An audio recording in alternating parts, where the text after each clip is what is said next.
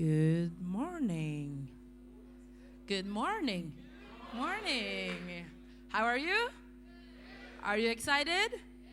Yeah, so am I and we. Welcome to our Investor Demo Day pitch. Once a year, we're actually able to make some sense of us out here in Norway and actually show what we work for the whole year. So this is our big day, and we've been working since January with, or last year actually, developing the program, starting the program, doing the program, and now at the end. So very welcome to all our partners, to our guests and friends. And I'm just here to welcome. I hope you have a very good time. And to take this away, Didrik, our CEO, come up.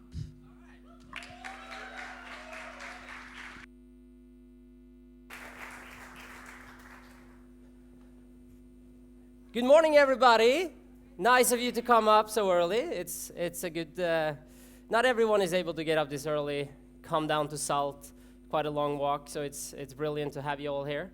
I think I want to, before I get into, I'm just going to talk a little bit about YSI, our impact so far, and what we're going to do. But first of all, let me thank you for coming, and then I want to thank Yara International. Yara International has had what I call the guts to go in to some young people that say that they can create a better world with innovation, and we're going to do that online. So having the guts to say, hey, let's go full on. Yeah, that's brilliant. So I really want to have a big applause to Yara International for that.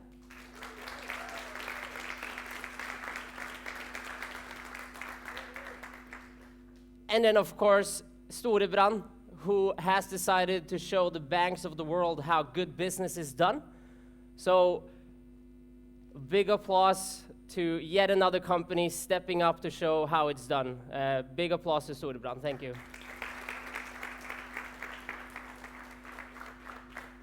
And of course, there's a lot more to thank.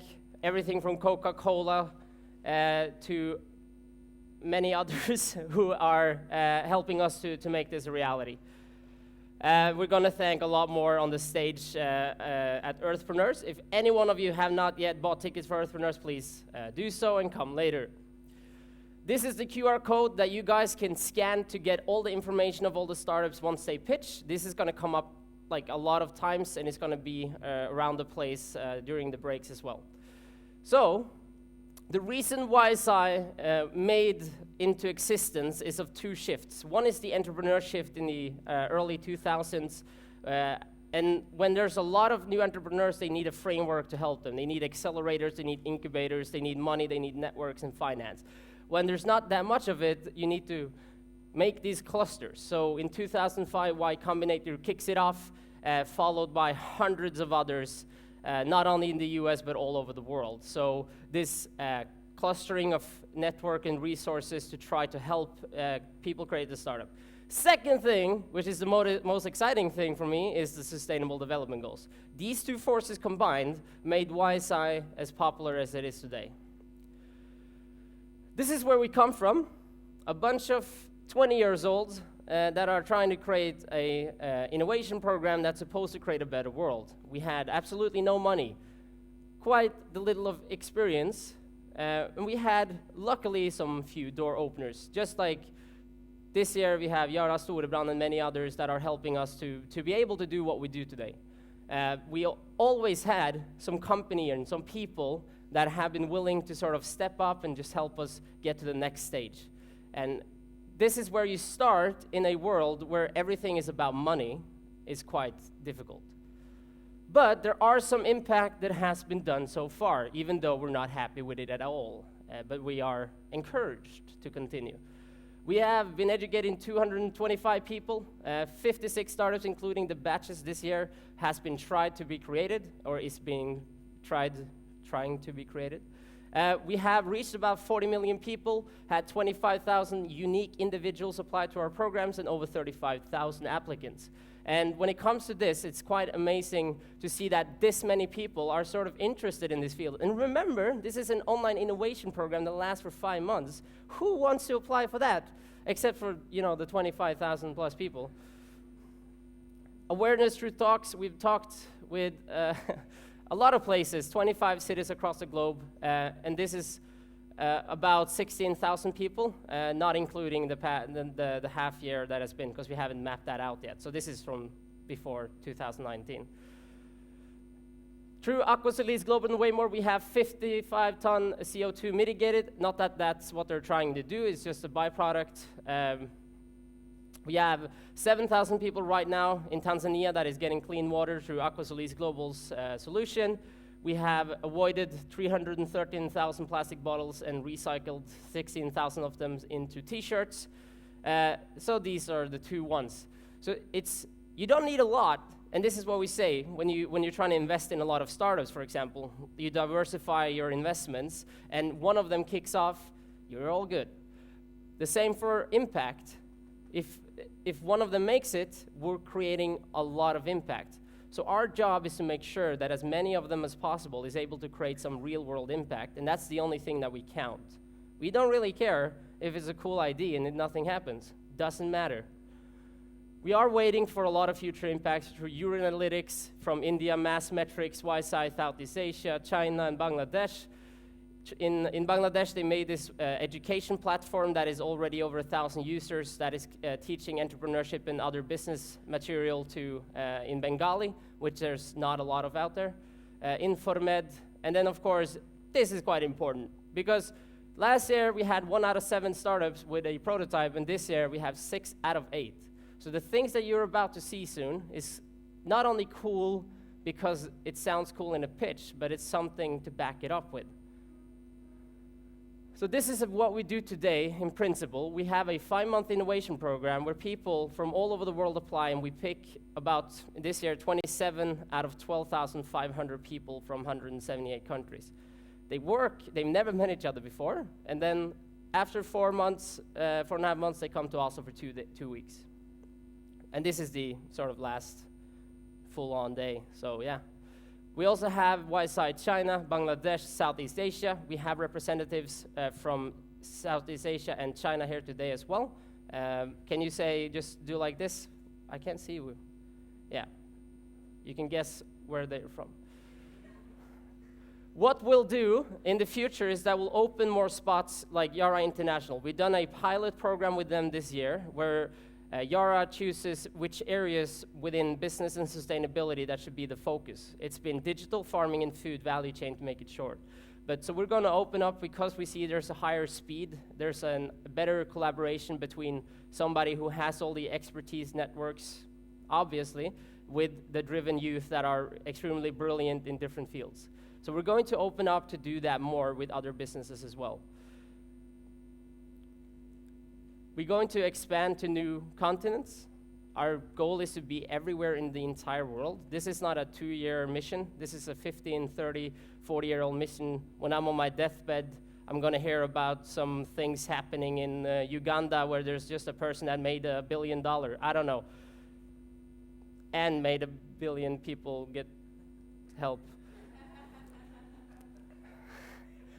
And I'm not going to go into details there, but platform for collaborative innovation. We're going to create a platform, and I'm coming back to that when that's interesting.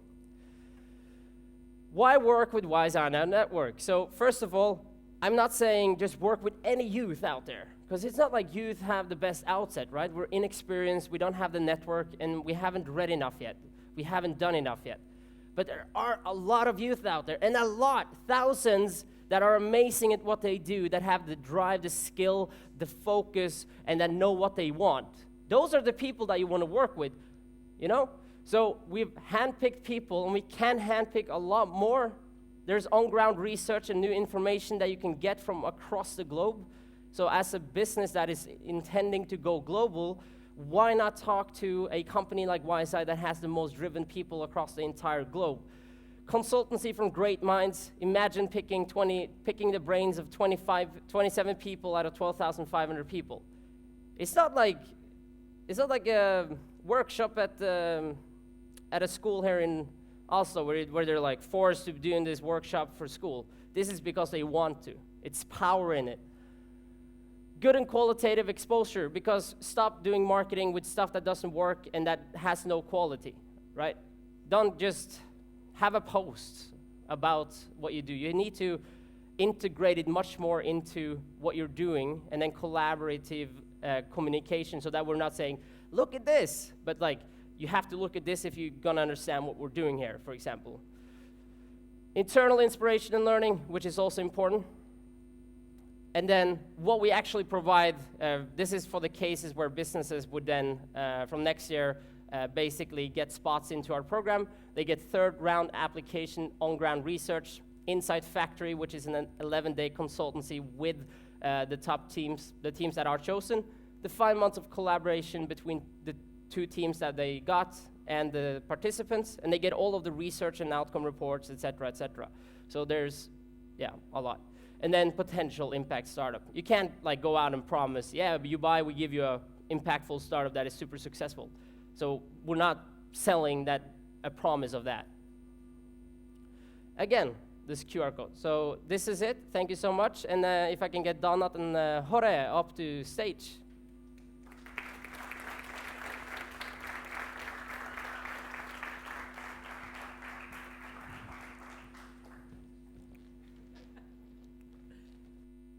So as you've known, we've done our first try with working with a bigger corporate than ourselves on connecting youth and established business to create impact that is necessary today.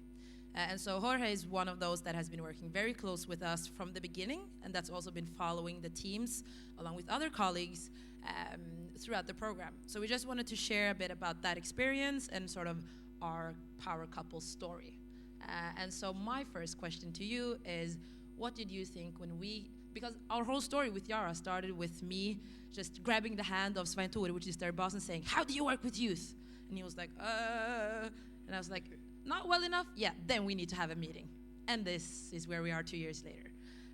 And so when we thought about actually having you guys as part of our innovation program, doing it online, what did you think?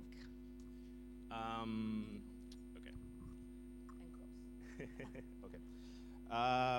Well, first of all, good morning, everyone. My name is Jorge Marzola. I'm project manager, venture and business scale-up with Yara. And I have been working now with YSI for the good part of 2 years now. And to your question directly, I guess, we originally were a little skeptical. I mean, we gotta be honest. When you're talking about, you have, youth from all over the world, which are working through different time zones and different cultures and all online, just like, is that really going to work? But the thing is that YSI proved that this worked. So the first year, we were the main sponsor of your event. So we actually sponsor Earthpreneurs. And through this sponsorship, we actually got the opportunity to have the teams in Yara House for 1 day. So we ran a bit of a mini hackathon with them for like 1 day. And in that 1 day, the people that YSI brought into Yara House, they created some very, very interesting concepts. We challenged them on how can we scale the reach of digital solutions. And in just a few hours of work, this magnificent young people came up with some of concepts that were just out of this world for us. We were just so impressed by that, and that's when we decided, okay, we need to do more. So I guess this year, when we really kind of took it one step forward, and we decided to sponsor 2 teams, we were not worried because we knew that YSI could deliver, because we knew about their program, we knew what they could do, and we knew the quality of the people that they were recruiting. So I agree very much with Didrik. It's not just working with youth. If you're going to do so, you need to find the right partners. And I believe that YSI is one of those right partners. Thank you. Going up further, how has it been? So they've been part of the whole process from selecting the participants together with us and been throughout the whole process, we've been educating them, and this is how we do our program, getting them to come out of their office to our startup environment here at Greenhouse, having lunch, playing ping pong, and how has the process been from January until where we are today? I have to say the process has been very good. I think YSI has done a very good job. We have a very open communication. I think that's really the important thing. It's just that you talk, and when you have differences, which they will happen, and they actually happen, we were able to resolve them because we actually talked and we were very honest and we were very upfront of the things that we wanted to do and what we needed to happen. Sometimes we said we need this, and YSI say we cannot give you that, but we can give you this. And then we said, does that work? So it's a bit of negotiation, but I think that's just the real world. Correct me if I'm wrong. But it's been really good. And for me, and I believe I have a couple of the mentors that, as Didrik mentioned, we had 2 challenges, one related to digital farming and one related to food value chain. So we have a couple of people, great colleagues right there, Tisita and Maria, who were mentors of these particular teams. And they helped them throughout this journey. And I think for not only for them, but for me and for the entire year, it has been just amazing to see the transformation. When these people began working, when they all got together, when they didn't even know each other, how they became very close together. They knew each other. Before they even met in real life, these people were just kind of like a family. And now we fast forward 5 months now, I guess, and they have this amazing ideas and amazing startups that I'm really happy, and I'm very proud for the work that they have done, and I'm really excited for you to listen to all the hard work that they have been putting on. So hopefully you share my excitement when you hear these pitches in a little bit. Yeah, and I think to add to that, it's important to have partners, or if you're going to be part of our work, you have to be committed. It's not like you're just going to check in once a month or call and be like, oh, is everything going okay? Cool. No, you have to be an integral part if we're going to, because the success is dependent on the effort that's put in, right? Absolutely. And also, I think for us, it's about showing you the possibilities of working online, making you familiar with that, even though it's crazy to show that it's possible to collaborate anywhere in the world. Also for a company like you guys being so spread out, traveling less, working in proper ways, and taking you guys out of their comfort zones. So that's why we always told them, come without Yara clothes, come with t-shirts and sweatshirts, and have a good time with us in the office. And in the end, what are your key takeaways from this? From your Yara perspective, what have you taken out? And we'll also see how it ends today, but so far in the process, what's been valuable to you? Well, I think one of the most valuable things is that the participants of these programs have really showed us the possibility of working online. You can definitely have a big impact, and you can definitely work online and get some great results. I feel like in Yara sometimes as a big corporation, we love the face-to-face, and in my personal opinion, there's still no replacement for face-to-face, but I believe these teams show us that in today's world, the possibility of working wherever you are, it's there. It exists, and it does not have to affect the quality of your work. So I think that just right there is one of the key takeaways for me. When it comes to the whole process, I believe all the work that they have done, all the research that they have put into, the amount of work, of groundwork, of talking to people, of validation, of really getting out of their desk, getting away from their computers and actually go talk with the people that they're trying to solve problems for, I think that's fantastic. So it's been every time we had an OR, an outcome report, which we had one every month, basically. Every time we had that, I saw progress. So I saw that the teams at first but they didn't know where they were. Then the second OR were like, okay, this is making more sense. Then the third OR is like, okay, this is making even more sense. And the fourth OR was, okay, this stopped making sense. Now they got lost. What happened here? But then Oslo Weeks came, right? And the first pitch they had, it was, Then the second pitch was, what happened here? Now it's making a ton of sense. And I had the opportunity to see them pitch yesterday, and in particular to the Yara teams, which I have been following for the past 5 months. I was just blown away what they have done.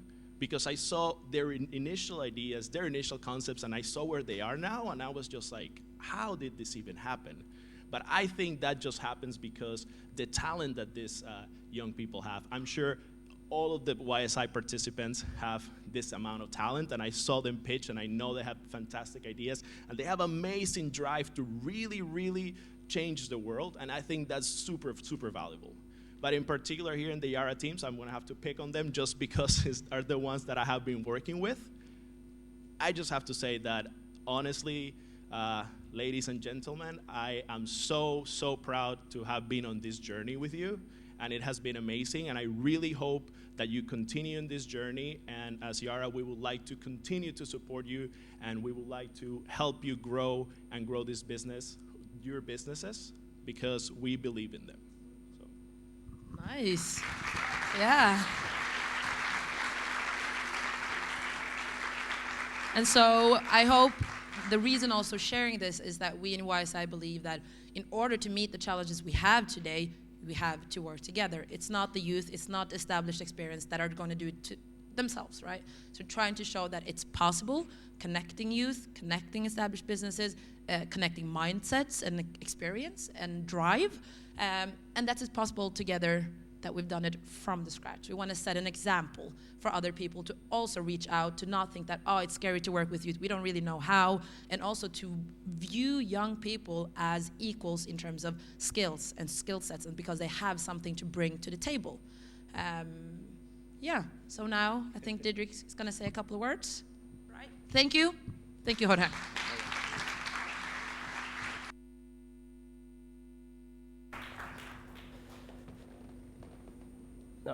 Yeah, so just before the pitches, we're going to have a fireside chat so you get to understand a little bit more from the actual participants, or at least some of them, what it was like. Because this is a weird program, there's no doubt about that. So let's hear how weird it was. Can I get Salam, Sasha, Kusai, Fabiana, Luca, Sayan up on stage and give them a warm applause?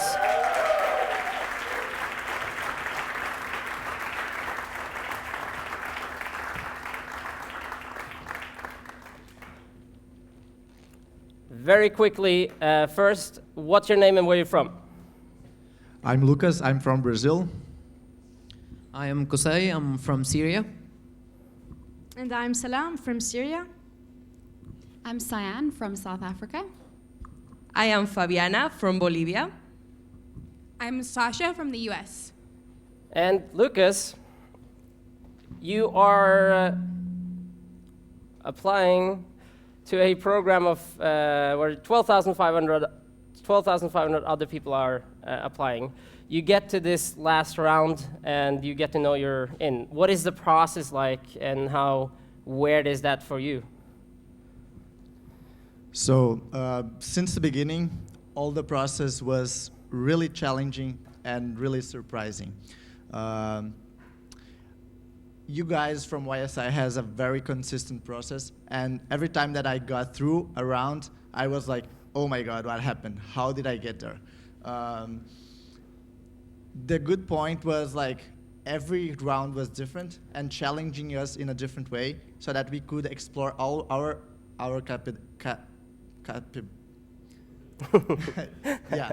capabilities. And like what has blown my mind in the whole process was when I got the final result, and CM called me and told me I was in. I was like, oh my God. But he told me one thing more. I was going to work with a guy from Pakistan and Egypt, and I was like, what? And yeah, that was really, really crazy, but honestly, one of the best things on my life. Awesome. And Fabiana, like he touched base on here, starting out with strangers online to create an unknown startup from scratch. What is the motivation behind actually doing that, and how do you deal beginning to work? Well, for the first part, the motivation to actually apply and accept this challenge. I come from a country that is still developing. So kind of coming from there gives you this hunger to change the stuff. because you see people on the street, you see people that are amazing and are so intelligent but don't have the opportunities. So having the opportunity, speaking a language that is not speaked in your country, it makes you want to change stuff. So when I heard about YSI, I thought about all the people from around the world who felt the same. And I actually applied to meet these people, to get to work with these people. But then, yeah, as Lucas says, once they tell you, yeah, you're in, it like syncs up and you have to meet your team. And they are strangers, you've never seen them. So the first thing is like, okay, backstories. You have to get to meet them like a full-time speed, and you have to get to see how they live, where do they come from. And I think that's the base of trust. You have to build trust, so you have to work for it, and that's what we did, and at least with my team, I feel like today, I know them better than I know many people in my life. So yeah, that was amazing. Thank you, Dietrich. Awesome. To Sasha. Sasha, so 6 teams don't have a collaboration with a bigger business, so throughout this program, you've had the help from Yara, and what do you think is the difference is when it comes to having a backup from a big organization that is knowledged in that area? Yeah, so having already developed a startup in the agri-tech space, I came from an understanding of what the industry was like, and I also came from an understanding that startups were not easy. So my initial startup took 2 years to develop a prototype. It was really challenging. I never knew where I was going. I was also working in the fertilizer industry, and it was a very difficult process for me because we didn't have the network that we needed, we didn't have the industry knowledge that we needed, we didn't have the development knowledge that we needed. When I found out that I was able to partner with Yara, it was also really exciting for me because I had worked with fertilizer before, so of course I geeked out a lot over fertilizer. I don't know how many other people do that, but I did. But also, I feel like we had a lot of benefits because there was always people there to support us. We developed a really strong relationship with our mentors, and they were able to get us connected anytime we needed to be connected with somebody. We were able to reach out to the country that we're actually working in. Since we're working in India, we have a larger network of connections in India than we would have had otherwise. And we've really been able to grow, and instead of developing a prototype in 2 years, which was my past experience, we were able to get one out in 4 months, which was really amazing.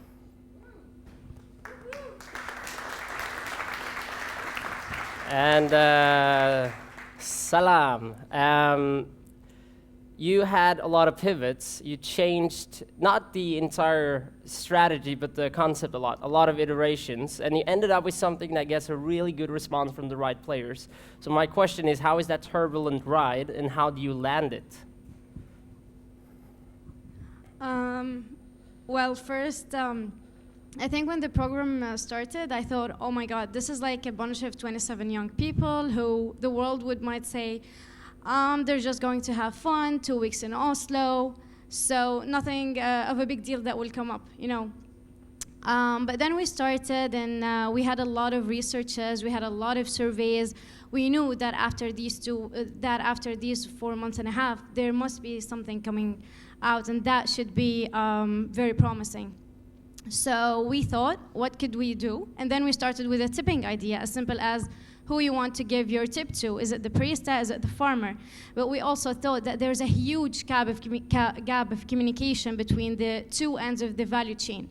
So people today, they're on their cell phones, and most of the time they don't know the story behind whatever they consume. And what do we consume the most? It's food. And what's the most important that you guys can never live without is coffee.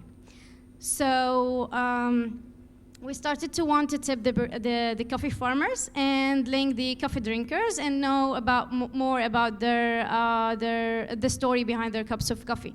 But then we had a lot of challenges. Whoa, this idea is great, we can do it. And then we were actually shocked with all of the challenges, the high cost of transactions, and then some people, they don't want to listen about the story. They just want to enjoy a nice cup of coffee. And then we talked to Dedrick, and he said, like, are you guys crazy? You're going to like turn over an awesome idea that like you're doing something no one has done before. And then we started to pivot. But also other Challenges is actually something that you have internally. So when you're like a young person and you're too excited about an idea, and then suddenly all of the challenges in the world, you start to think, is this really going to work, or I'm just excited and I'm just young people like everyone, a young person like everyone say. So there was a point when we actually lost this motivation and this hope, and I'm not gonna lie about this. But there was then, we're 5, and it was there the times when you lose your motivation, and then your teammate come and say, hey, we're together in this. We've done a lot of research. We've done a lot of efforts, and we're going to get this happening. We're going to pivot, and then we're going to find a solution. Because, there is no problem without a solution. Awesome. I think, obviously, I've never heard about any entrepreneurs that had constant motivation for everything. Like, that's never existed. So I think this sounds like a normal entrepreneurship story. Cyan, you had the choice to choose basically 2 pathways. The one was the more social, more simple in terms of creation, and you had the chance to go into a little bit of more difficult technology. Now, you chose the difficult path when it comes to creation. So my question is, how did you end up going for the hard thing when you could have done something a little simpler? Good morning, everyone. So first off, I don't think the simple path is always the best path. Our team started off, we're the health team for context, at looking at where we can make a really big difference in the healthcare industry. And we realized with infectious disease, we can actually work in a space where there is a lot of preventable deaths. So we looked at one of the simplest ways to do that, which is hand washing. And we started understanding all the factors around why people do or don't wash their hands. And it's not a case of whether you have soap or water. I'm sure if we had to test some of your hands, we might see they're not all clean. And we realized it's culturally and geographically quite specific to a region, whether they have water, what the relative standard of hygiene is, how much this is taught as a health literacy in society. So we realized it's a really complex behavioral change problem. And so we pivoted away from hand washing to perhaps a more difficult path to understanding how technology can solve this problem.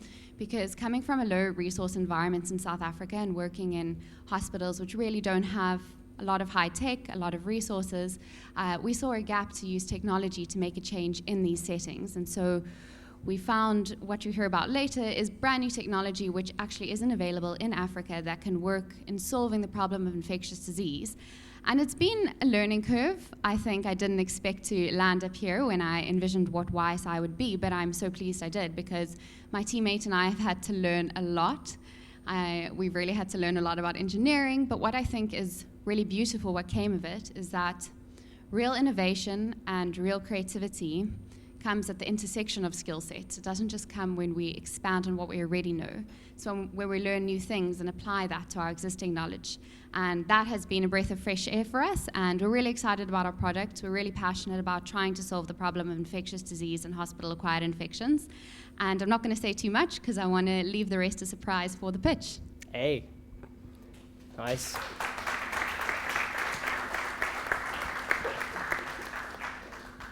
And last but definitely not least, our inspiring guy from Syria here. You have applied 3 times to YSI. Yes. And you got in on the 3rd try. Yeah. So you met constant uphill battles the past years, and I'm honestly can't ever put myself in that situation, but what is your motivation, and how do you keep going in the face of not diversity, but adversity? Okay. Yes, I applied 3 times for YSI, but that's maybe because, not of me only, it's because of YSI, because I participated in a lot of program and trainings for entrepreneurship, but really, not in front of you, but really YSI was the best one. When I saw YSI opportunity, I talked to myself that I should apply to this, and I should get accepted because it will help me a lot. I applied the first time, I didn't get accepted. The second time, and for the 3rd time, even that I had a lot of challenges in my country, and a lot of I was like in kind of depression at that time. But when I get accepted in YSI, I was jumping. I changed my whole mood. I did a lot of stuff. I was full of energy. Why I have this motivation? Because I think sometimes I said that I do not need the history to talk about Syrians, that they were in Syria and they escaped and they didn't do anything in front of all these obstacles and these problems. And this is my meaning for life, to doing something. I want to end my life when I'm smiling because I did something good for me and for my people and for the people in general. So that's what motivated me. Thank you so much.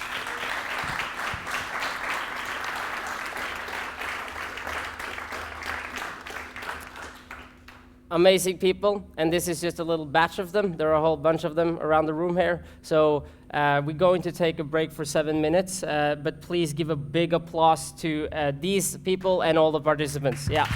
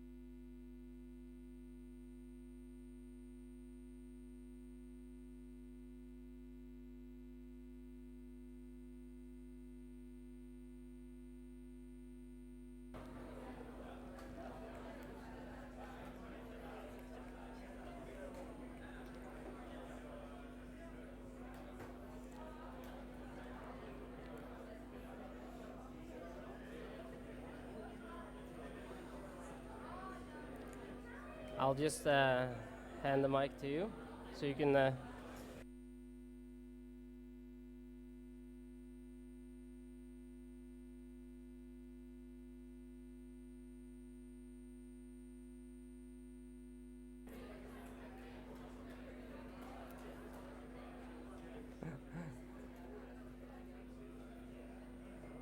The ones in the back, it would be great if you also could take a seat.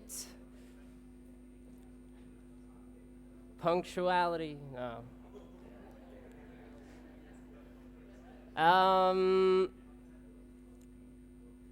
Is there anyone here who is a little bit excited to hear what the teams have done for 5 months? Sorry? Okay, that seems good. So what we're going to do right now is there's a back-to-back pitches. We have 8 teams. They're going to come up in order. You guys remember the order or check the website that you guys have, like for the participants? But so they're going to come up and do a 5-minute pitch. The jury here has 2 minutes to give comments or ask questions, and they'll be able to answer. I'm going to be quite sharp on time, but I'm going to give it maybe a 10, 20-second wiggle room. But it's going to be quite straight on time. So without further ado, let's hear from the jury. Who are you? Okay. My name is Jan Erik Saugestad. I'm from Storebrand. It's a life and pension group in Norway and Sweden, and I'm representing the asset management and investment activities there. So we're the largest private investor in Norway. I was on the jury last year and got very excited. So we then became a partner of YSI this year, and I'm very happy to be here in the jury and look forward to exciting ideas.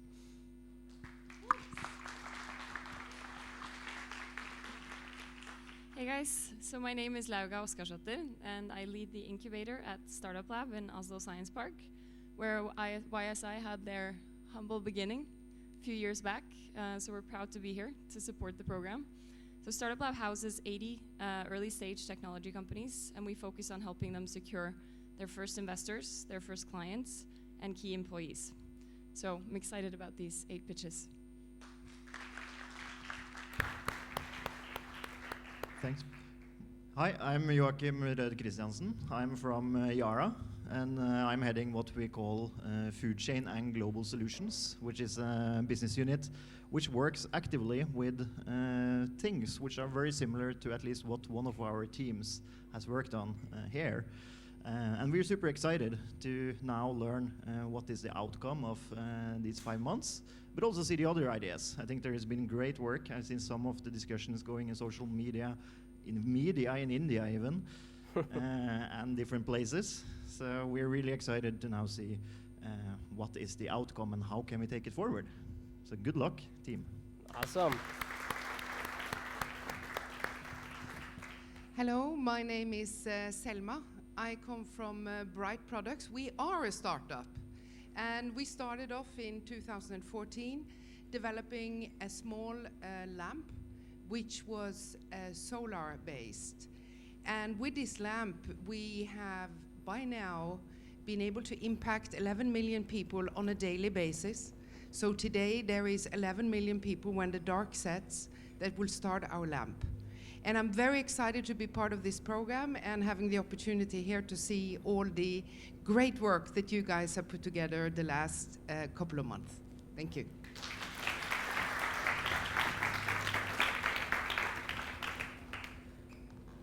And here we have the timer, a human and digital timer, which is super futuristic. Ladies and gentlemen, are you guys ready in the back there? All right, so without further ado, let us introduce the first team, and I won't introduce the other teams, but Sunny Light on the stage!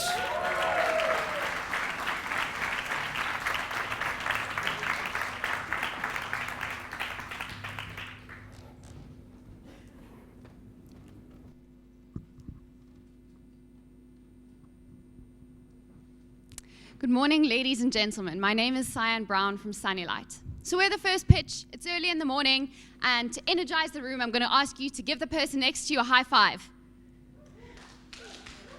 Great, thank you for your enthusiasm. So did you know the hand that you just touched has 18,200 bacteria? That's pretty gross, right? But have a look at this table for a few seconds. Do you realize that the things we know are dirty, like our toilets, we make an effort to clean, but so many things that we don't realize are dirty actually contain the most number of viruses and bacteria? This is gross, but why is it a problem? Well, as a medical doctor, these devices in hospitals are huge problems because they're sources of contamination for what is known as a hospital-acquired infection. Simply put, an infection you get in hospital from either a healthcare worker or a dirty environment. This is a massive problem. We see 3.5 million Europeans a year acquire a hospital-acquired infection.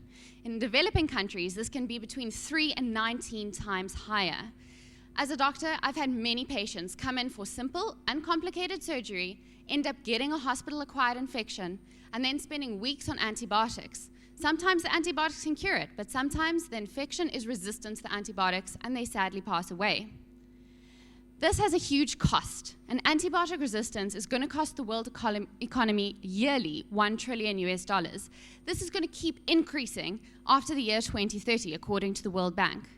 This number is huge, but excludes the cost for the extended hospital stays and treatments, as well as the human and economic cost of lives lost and productivity lost. This problem is going to keep getting bigger, and between 2020 and 2050, we're going to see a 400% increase in antibiotic resistance. This is a problem that's going to affect us all. So what is our solution? Our solution is SunnyLight. SunnyLight is a box that you can put the most contaminated items from hospitals, like stethoscopes, phones, pens, and badges from healthcare workers in our box for 3 minutes. It takes only 3 minutes to kill 99% of the bacteria and viruses. How do we do this? Well, we use ultraviolet technology. For those of you who don't know, you can see an ultraviolet light here.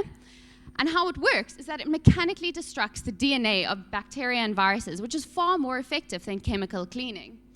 It's nothing sci-fi. It's between X-rays and visible light on the electromagnetic spectrum and is used in many industries, including dentistry, the food industry, for water disinfection, and for those CSI fans out there, you know that UV light is always used to catch the bad guy.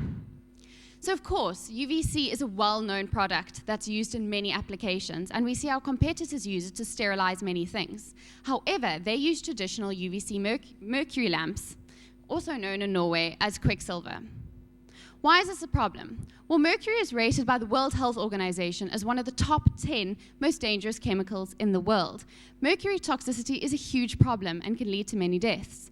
In 2013, we saw the Minamata Convention signed, which 120 countries came together to start outlawing the use of mercury.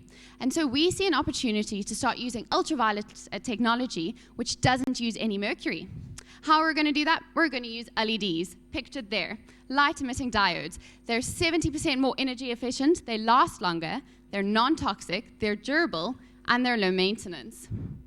So what we're going to do is we're going to sell directly to hospitals in South Africa.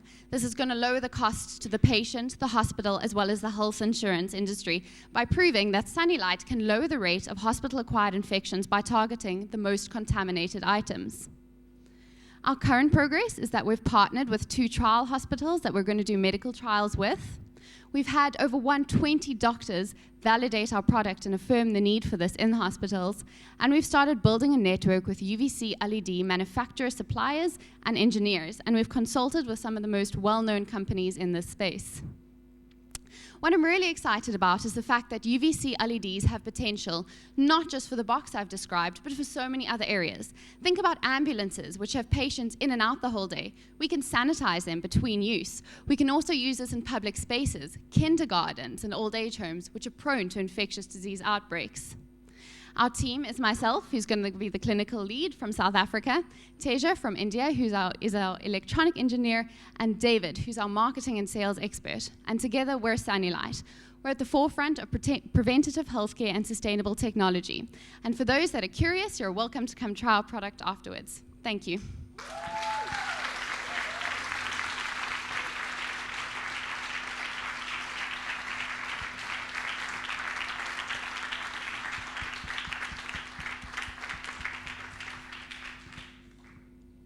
Anyone feel the urge? So the health sector has proven to be a challenging one to penetrate. So what have you identified as your main barriers to enter the market? Sorry, we only have one mic. This is not optimal. Definitely the regulation. We'll need medical and electronical regulation, which is quite a long process, as well as the research and development. If you're going to have credibility in the medical industry, you need to run a medical trial, and we're aware of that, and we've started progressing towards partnering with correct regulatory bodies as well as trial partners. Between now and the trial being completed would be 18 months minimal, and between that and the prototype being to market would be about 2 years.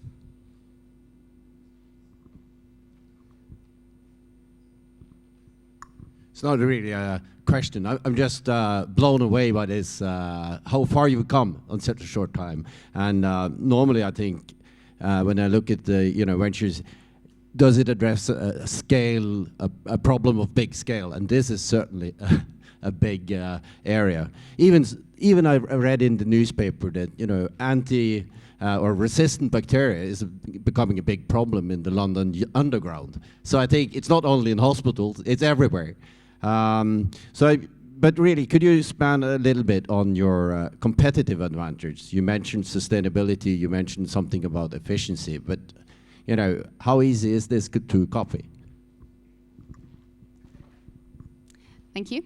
So I think the UVC mercury market is quite saturated at the moment. That's a traditional model, and it has been optimized, whereas UVC LEDs are brand new.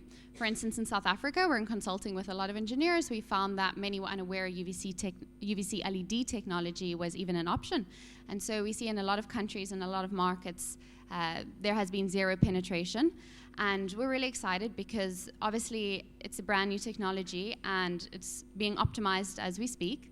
So in about 2 years' time, in the same way that if you think about your traditional light bulb, all of them have been replaced with LEDs, we're going to see UVC replaced with LEDs, and we're at the forefront of that change. So I think it is a competitive advantage, and I think we have a really good mixture of domain knowledge in order to take that further.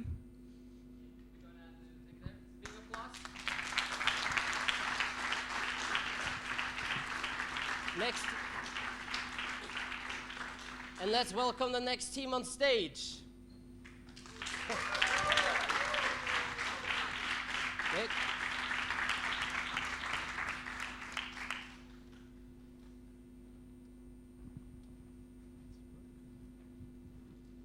Hey guys, how's it going? Good. Okay, great. So, we are the Sustainable Travel Company, and we want to make travel a more positive impact experience for everyone. Let's talk about the tourism market as it stands today. Tourism is a huge market, accounts for 10% of the global GDP. But with more tourism, we also know there's obviously more economic impact, but also there's more problems associated with tourism. This is actually a beach that is 2 hours from my house. I used to go here as a kid all the time. And over the past few years, this was actually a photo that I took last year, actually. We've seen the increasingly detrimental effects of unsustainable tourism as it stands. So what's this problem? The problem about unsustainable tourism it is a huge one. And actually, if we look at why this is occurring, it's not hard to see why. Many of the tourist activities today are actually focused solely on entertainment for the traveler without so much regard to the environment around it. And this has kind of led to a lot of very specific local problems. Within Indonesia alone, the coral reefs, ocean waste, mountain waste, and local empowerment. So what's our solution? What are we doing? So we're the Sustainable Travel Company.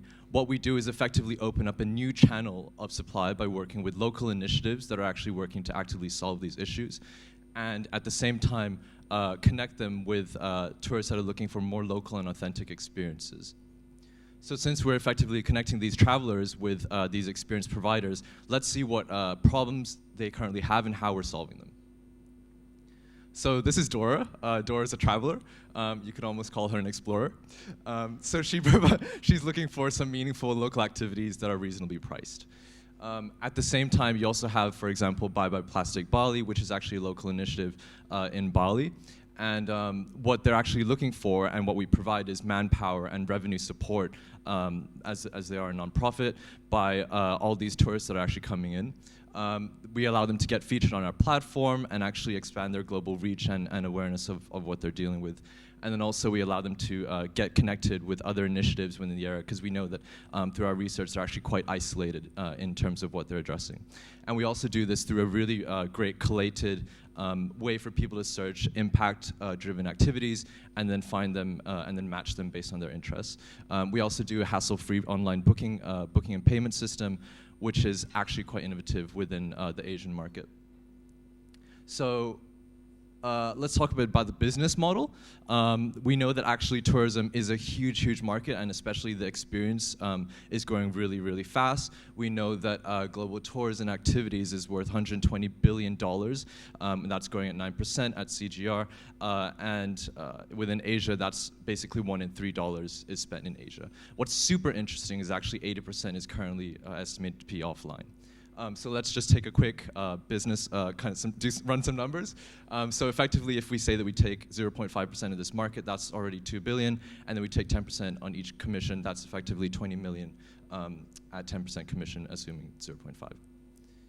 So how are we acquiring customers? That's a great question. We're doing this in 3 ways, which is working with the existing networks of our partners, also working with user-generated content and creating community around us, and then also working with B2B partnerships. So local initiative partners are effectively the partners that we bring on board. What we want to do is actually effectively use their existing customer base that already are interested in this, and then bring on even more customers through referral and trial schemes. Our user content, there's actually quite a lack of user content around sustainable travel specifically. So what we want to do that is create that space with some expert moderation, and then work into B2B partnerships targeting schools, eco hotels, and then also airlines such as AirAsia, which we're actually currently in contact with.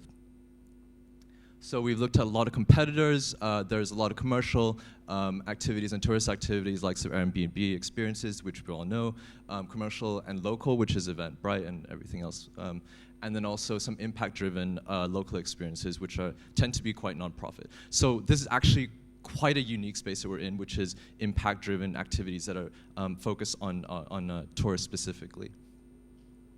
So our team, everyone, you can see the roles here. We're super, super interested because what's most important is that we're from the 3 countries that are most affected by this. I'm from Thailand, we have Dorcas from China, and then Ellen from Indonesia. And what this means is we've seen firsthand the effects of this and how this is detrimental, and we really, really want to solve this. Ellen herself is actually a community, she founded a social enterprise which works with women's empowerment in environmental education in Jakarta, so that's already our foothold into the partnerships. As we've mentioned, we already have 3 signed-on partners that actually want to work with us in Indonesia, which is where we're launching, and we want to get to 10. Actually, we have 10 that are already interested in September. That's our kind of pull strategy to kind of get customers on board throughout the next few weeks. And then there's some regional outreach, which we're going to start moving into more regional spaces towards the middle of next year. So we're actually bootstrapping this. We actually have all the networks in place. What we're actually doing is, what we would love to see is some connections, partner with experts, and then also partnerships with any B2Bs or local initiatives in the space, and also advice from anyone who would basically love to work with us. So we're starting with experiences, but we know that the whole space is so much bigger. What we really want to do is usher in the new wave of sustainable tourism right in the heart of Asia, which is such an exciting space to be in. And we essentially want to promote positive impact tourism for everyone effectively. Yeah, so we're the Sustainable Travel Company. If you want to reach us, that's our website. It's live now, and yeah, thanks so much.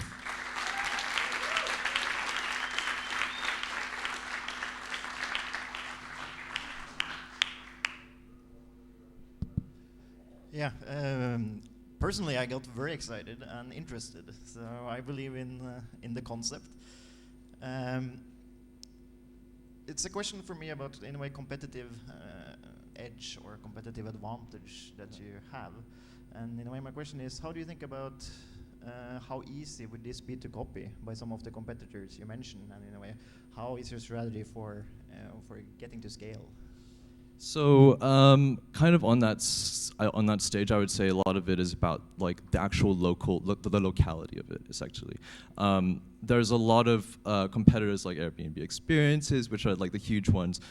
For us, we kind of see it in two ways, which is one, the specific mission of what we're doing. I think we're the first one that's actually specifically focused on impact-driven experiences, and people, especially young people, really resonate with that. They see through any marketing ploy like that. And what we do is actually, so that's kind of one. The second one is effectively the specific knowledge that we have as a team, which is very, very unique, I think. For us, which has been the advantage of YSI actually, I think we have very specific local expertise in what the problems actually are in terms of sustainability. Sustainability is always a localized problem, it's not global in terms of generalized. And so we have those partnerships already in place and the local networks. But then I think the unique thing is that we already have basically 2 other country managers set up. And that's super, super exciting about not only in terms of locality, but also ease of scale to move into the next Thailand and China, which are, I mean, huge. So. Great program and great business idea. Just one question. How will you make sure that you secure the quality of the sustainable initiatives that you want to promote here? That is a very, very good question. So we are very, very, very conscious about this. I think it's not just kind of like anyone can sign up. What we're doing is we actually, based on a lot of different pivots that we've had before, we've collated all that knowledge. For us, we're looking at specifically the actual issues that they're targeting. So for us, we identified within specifically Indonesia, those are plastic waste and waste generation, green and renewable energies, local empowerment, how much they actually engage the community. For example, in Thailand, I know that 70% of the income that we actually get from GDP, from tourism, is actually, it goes out of the country, which is insane if you think about it. And then the last one is about environmental conservation. So Indonesia specifically has a lot of problems to do with coral reefs. So those are that's kind of how we target it, but we'll also be working, I think that's part of the advantage of working on the ground, because we've looked into a lot of certification bodies, but for us it's about actually how do we move beyond that and actually go and speak to all these people, which is quite hard to do if you're based in the US or something like that. Great. Thank you.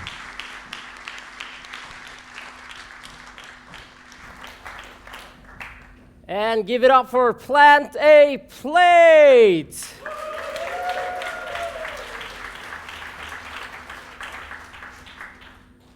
Give it up for Plant. Oh, there you are. Yeah, just come in the front and there on the other side.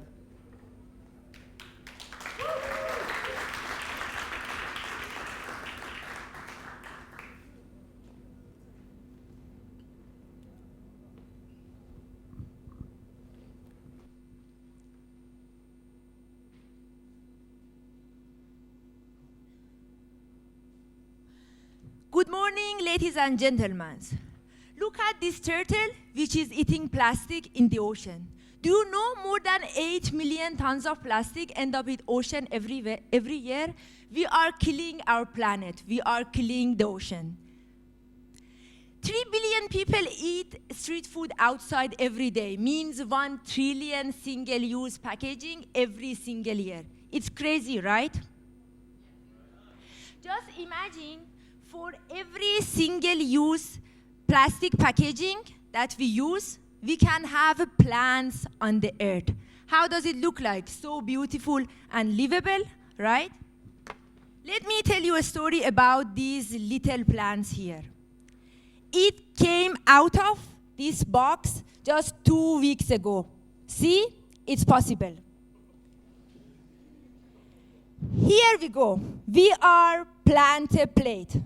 We make products that turns into plants because we put seeds in them, customized seeds in them, and they can replace plastic over the time. And they give birth to the plants that help us with forestation.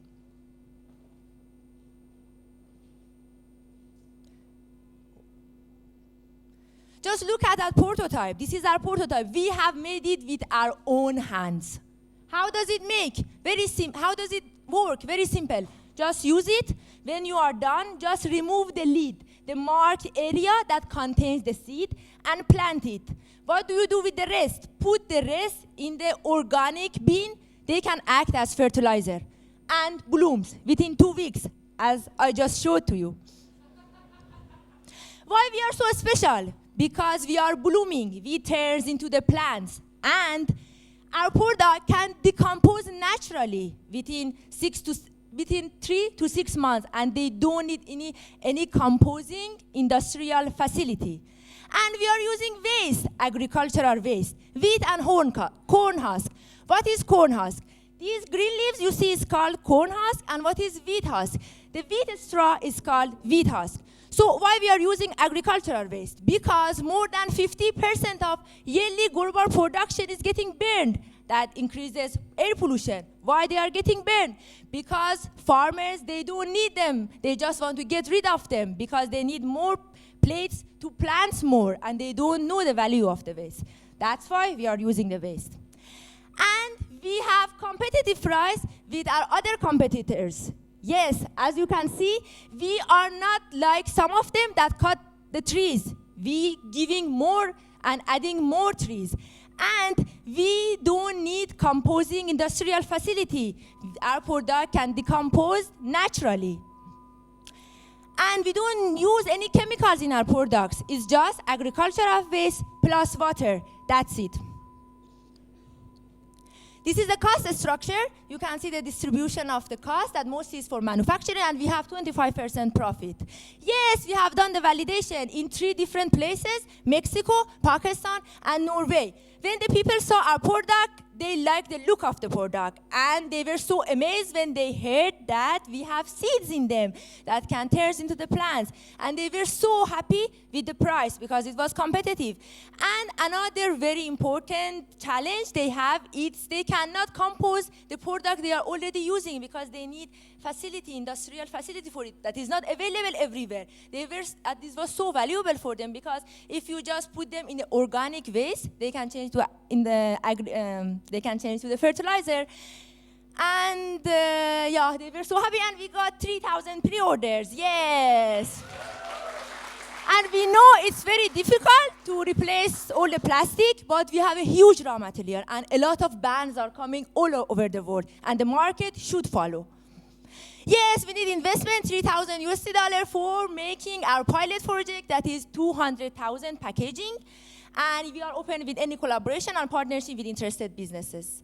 Our lovely team, Diego from Mexico, industrial designer, that will be designer and marketing specialist in our company. Me, Elham, architect and sustainability specialist and public relations. And Shiraz from Pakistan, mechanical engineer, production manager. We have to act now. We have to act globally. Our planet needs that. Plan the play. Let's do it together. Thank you.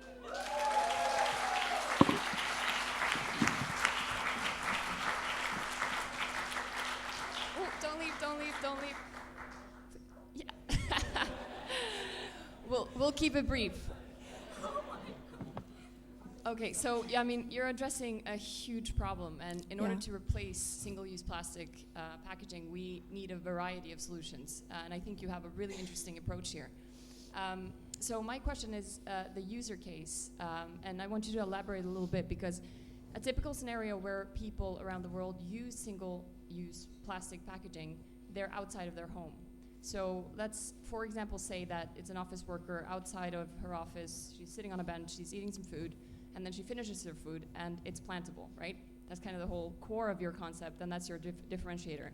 What happens next? As I explained, there's no need to carry the whole packaging. There is just one part, a very small part that have 2-3 seeds in it. If you want to give birth to the seeds, you have to just carry this small piece and put it in your pocket and put the rest into the organic waste. It's no need to carry the whole packaging. But if you don't do it, like, you are killing the seeds, so you should feel responsible that you can.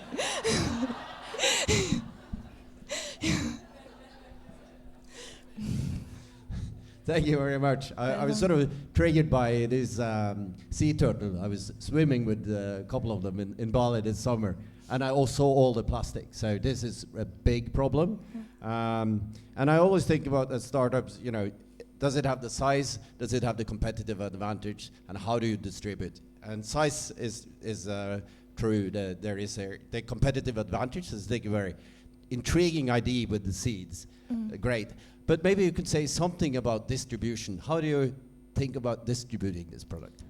Like when we have orders, how we are gonna give it to the customer. So our first target market is Mexico, because our manufacturing plant, everything will be in Mexico because it's cheaper.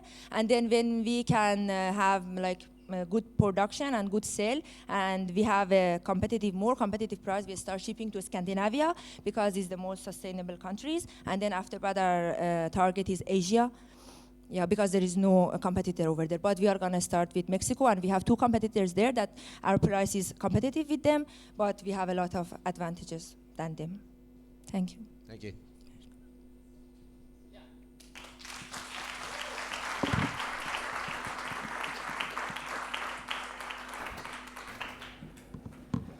Everyone excited? Yeah! So many cool personalities in this program. And let us bring in the next team. Give a big warm applause to Invicto!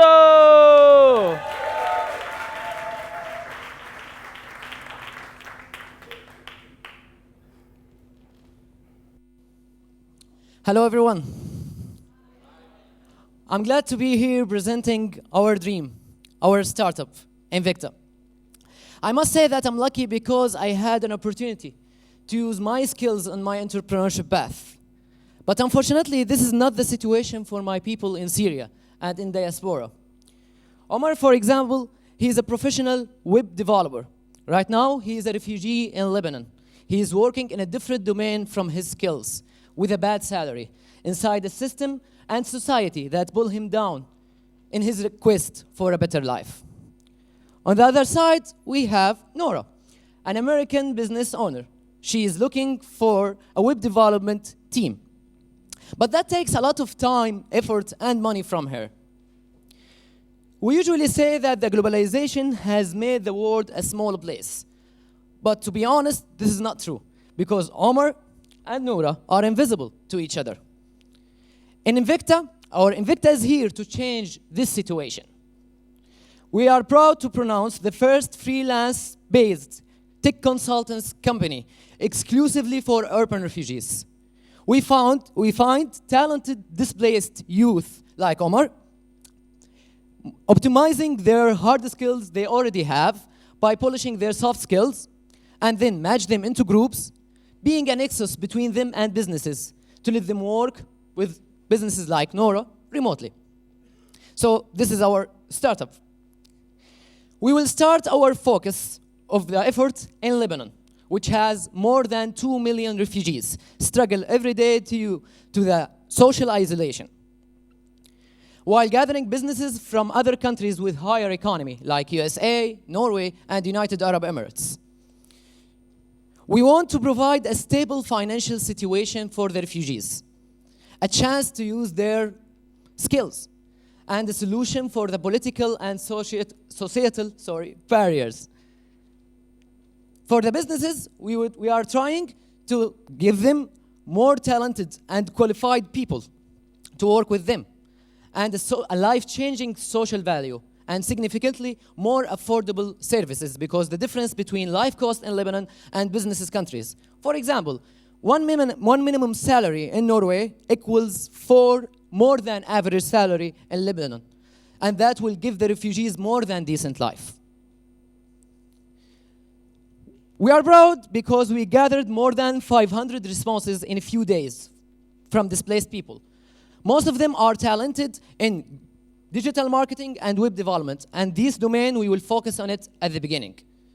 They can speak English, they have computers, stable internet connection, so they can work more effectively with the businesses. And we gathered 10 businesses who want to support our startup and the people in need from the start.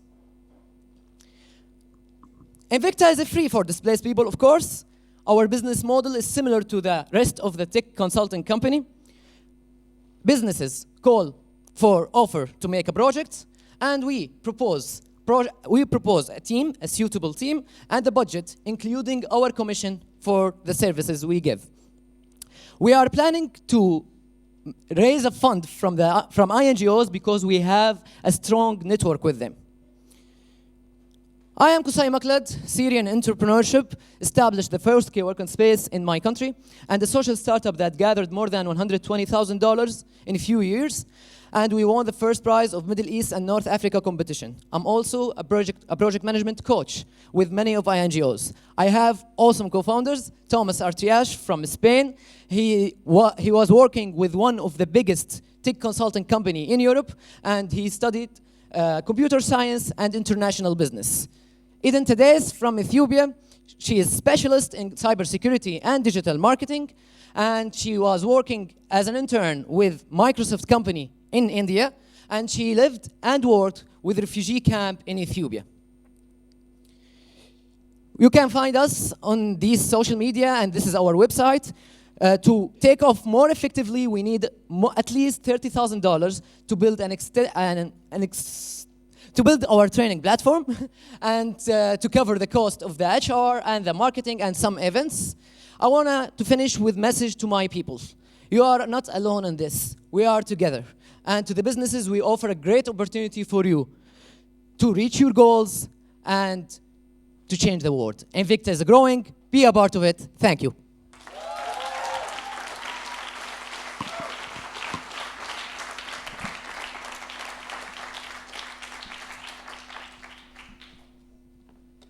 What a great program. Thanks. You're touching on one of the most important things right now. We have worldwide, there is 70 million people displaced either because of political reason or because of climate change. We also know that this number is going to increase. And one of the challenges, though, and I understand why you're taking a starting point in Lebanon, where a lot of the refugees are embedded inside the society. But one of the big challenges is that refugees are hosted in a country inside a camp where they're not allowed to work. How do you want to position your company in that? Unfortunately, we cannot solve every problems for the refugees, so we start focusing in the urban refugees because we already know that they have skills that they can use it in the jobs. We want in our expansion we will think about, because we will work more and more with refugees and about the camps, especially that they maybe need more education, more skills training. So we started our collaboration with Coursera, for example, and they will give us free courses. All courses at less than $1,000 will be free for the refugees, and we will work more and more on this just to expand and cover all of the refugees' problem and integration at the same time, because it's another problem about the refugees. Very interesting idea. I just had a question. You focus on refugees, and there are some challenges with refugees in camps. Have you thought about applying this kind of concept to other areas of for instance, we have a great problem with youth unemployment in many countries. Could this be a model to address that? Sorry again. You have a great problem with youth unemployment in some countries. Could this model be deployed to sort of bring them into the economy and participate? Our idea is just because we have to focus on the urban refugees and give them job opportunities from outside their countries, their hosted countries, to face the political barriers and societal barriers sometime. Because, for example, Lebanon, they think that they are losing their jobs because there are a lot of refugees there. So while gathering businesses from outside of Lebanon, we are helping the the hosted community and the refugees at the same time. I don't know, to be honest, if I get your question very clearly, but we can take it after the session. Yeah, okay. So, from my understanding, your success will mainly depend on your ability to get access to the digitally skilled refugees and the business owners or the project owners on the other side, right? Like a marketplace. So the technology component is, from limited understanding, it's shelfware, right? And there are white label solutions that pretty much provide the tech that you need so that you can hit the ground running. So have you thought about utilizing existing technology in order to kind of start building now? Utilizing white label technology that's already there, that's providing services, and the uniqueness is your approach and your model, right? Yeah, right. So are you going to build your own tech, or are you going to use existing technology? No, at the beginning is this existing technology, and for the training we will have to build our website or our platform, which will include everything for them, especially in the soft skills, because they already have hard skills, and but we will use the existing technology at the beginning. Yeah. Thanks. Thank you. Thank you.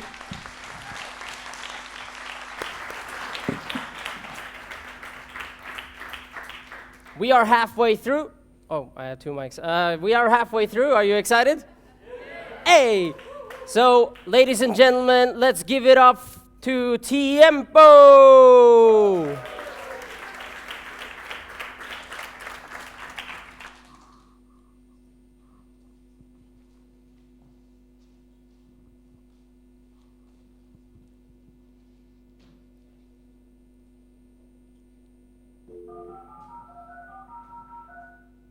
Do you recognize this sound?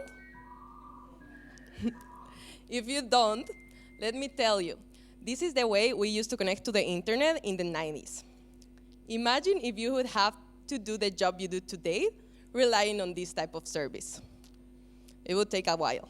Well, let me tell you that in the clean energy industry, things don't look too far away from that. This is the software solar and energy engineers are using right now to plan and design their projects. This is the leader in the market. So we got curious, why is anyone doing something about this? And the answer we got the most was because this is comfortable. But is that a good enough answer? Shouldn't we be asking, is this efficient enough? Is this reliable enough? Is this fast enough? And the answer is no. And we don't want to take this answer as to keep going. So, why not? Because right now, one of our main issues is time. We are fighting against time because we've all set up a goal. We want to achieve 0 CO2 emissions until 2030, and we want to end with climate change. So, we truly believe that renewable energies are going to play a key role on this. And we truly believe it's time to disrupt the market. And we are happy to know that we are not alone on this. Many people are trying to disrupt the energy market with technology. But we found a gap. And we found a gap in the design and planning phase of solar plants. Tiempo is a planning, monitoring, and optimization tool for solar energy. What do I mean by that? It is just a software that will help engineers make a faster and better job at designing, planning, and optimizing their projects in order to get a better understanding and a better prediction of how much energy they can generate in order to know how much money they can get investment, get bankable. So what do we really offer to our customers?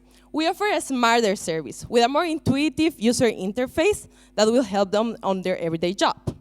We offer a faster service in terms of a better interface integration that will allow them to stop using so many softwares, doing their own coding, and even having to use Excel sheets to deliver one outcome. And a more reliable service, providing smart weather data that will help them know and predict in a better way how much energy they can have and how much money they can make. So our potential markets are huge. we've been discussing with a lot of people, and we've decided that we want to start with Norway. Norway potential, even though there's not much sun, we've discovered they've been working a lot with solar industries across the world. And that's the same for Europe, and that's the same for the US. So, how do we know that? How we know there's actually people who want this? Because we've talked with the industry. We've talked with people both internationally and here in Norway, and from engineers to VPs to CTOs, and they all agree in one thing. Technology is a key factor for renewable energy expansion, one. Second one, yeah, renewable energy expansion is growing, but the third one is not growing fast enough. And we all have to work toward this. We've had so much interest that one of the most biggest consultancy agencies, Multiconsult here in Oslo, also show interest in beta test our product. So how do we plan to sell? We plan to sell in a license way, an annual license of $850. And we know, for all the user research we've done, that companies tend to buy an average of 20 licenses per year. But why us? Because we have the right set of skills. Meet Mikola, the brilliant mind behind our software development. Mikola has a background in science, plus real-life experience on IT development. John, our numbers guy. He is an economist that is an expert in research market and also has a lot of background in data science. He also gets how to get traction on ideas, as his almost 4 million users YouTube channel show. And myself, Fabiana. I am a clean energy engineer that has been in the shoes of our customers many, many times, and who knows the industry inside out. But one more important factor about us is that we have synergy. And we have synergy because we have the same vision, we have the same passion. We want to achieve zero CO2 emissions, and we want to do it fast. What do we need? Well, we need our seed investment. We need 2 million kroner in 1 year to develop this platform and get it out in the market. So, are you part of the green energy shift? Are you part of the movement that's gonna make a change? Join us. Be part of the energy revolution the world needs right now. Thank you.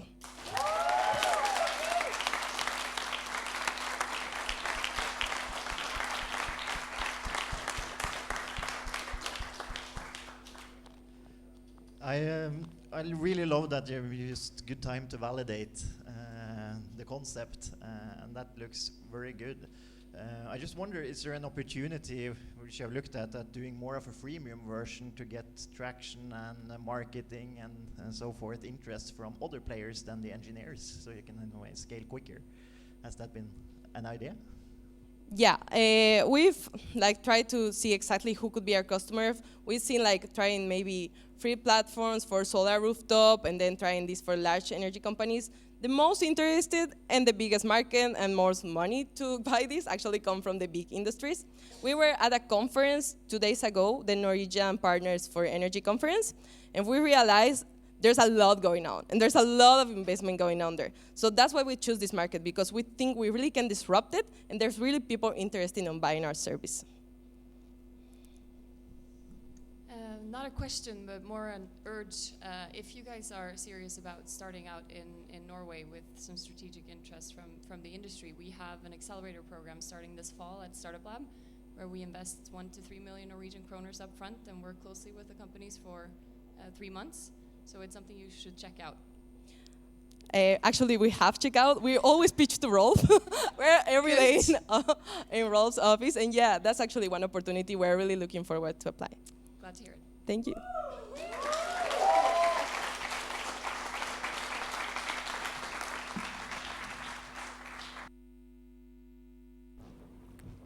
Three to go. And for our next team, please give a warm applause for Water Reporter. Just click.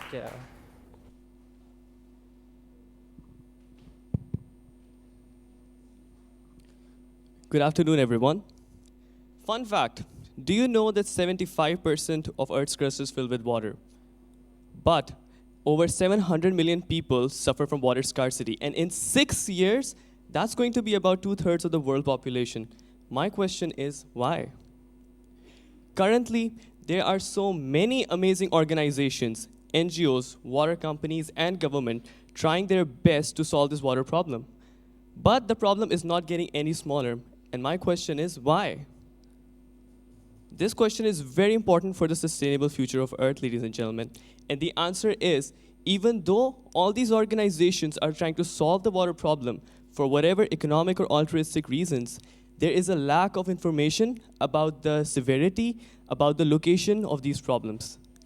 And this, ladies and gentlemen, is where we come in. We are trying to increase collaboration amongst these partners by being the first choice platform for all water-related problems and solutions. And we do this task in 3 simple ways.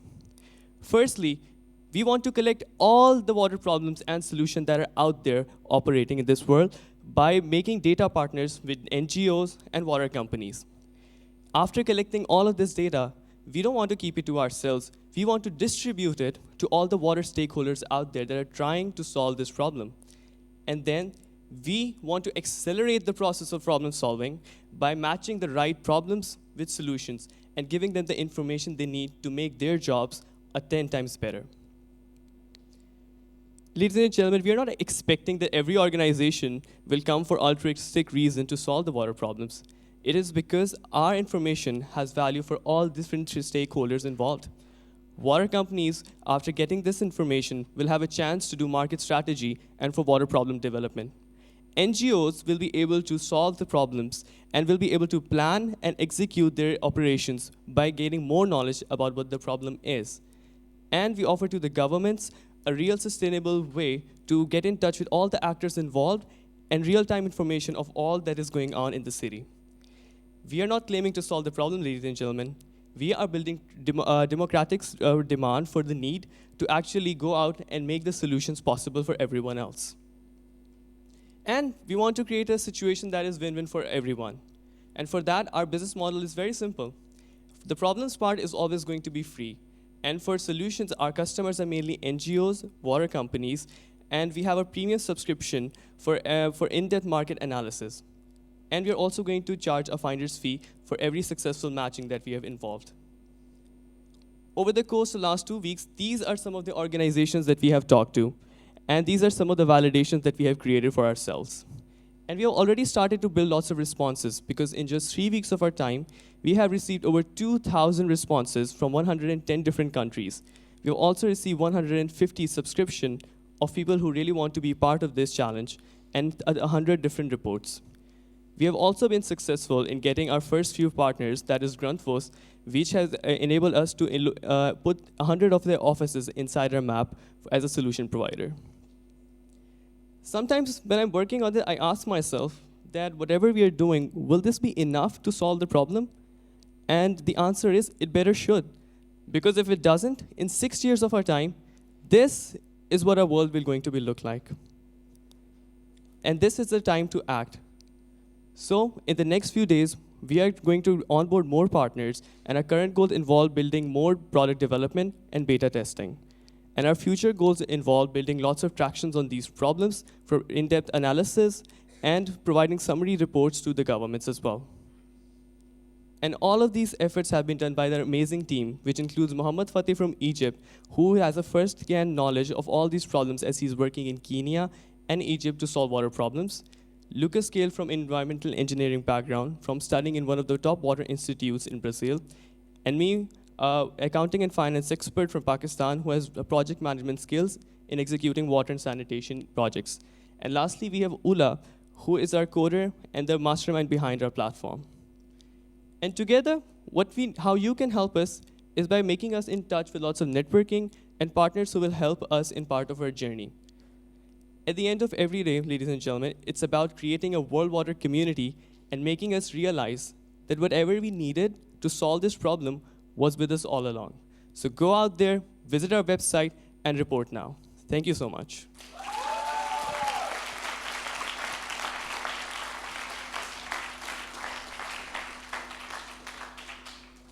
I think you're absolutely right that access to water, access to clean water is a huge problem going forward. And it's different from the climate problem because it's much more local, as you say. So access to information, it's harder. And I noted that you intend to basically, as an investor, we would actually be probably willing to pay for that kind of information. So I noted that you're intending to give it away for free. Why isn't the business model just to, gather data and distribute that in itself? So when I meant about distribution part was our intake of all the problems, and we are going to make the platform available for everyone who wants to input the problems. But for all the summary reports, the insights that we have to generate, that will be something that we will only give to our customers with a certain monthly subscription. So you will only have the overview of the problems, but to get more insights, you have to be our premium customer.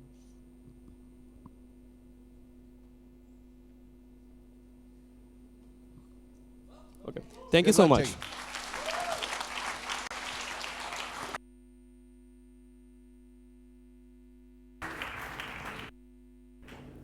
I told them this before the pitch. If you don't get a lot of questions, that's good. There's 2 startups left, and before we start, let us just mention that these 2 last startups are part of the Yara YSI collaboration. So these are farming perspective startups. So it's also good that it's only 2 left because I really got to go to the bathroom. But before, let's please welcome Leaf Up!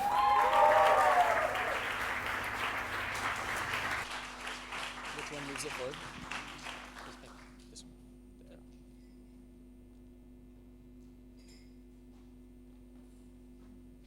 Hey guys. So just raise your hand if you or someone that you know can't survive without coffee. Okay, so I have some even more depressing news for you all. By 2050, if climate change is not reversed, we could lose 50% of all of our coffee. So maybe just turn to the person next to you and give them a quick hug out of sadness. Okay, sorry, I know most of you are Norwegian, so you can forget about that. So I'm Toby, my background's in Silicon Valley.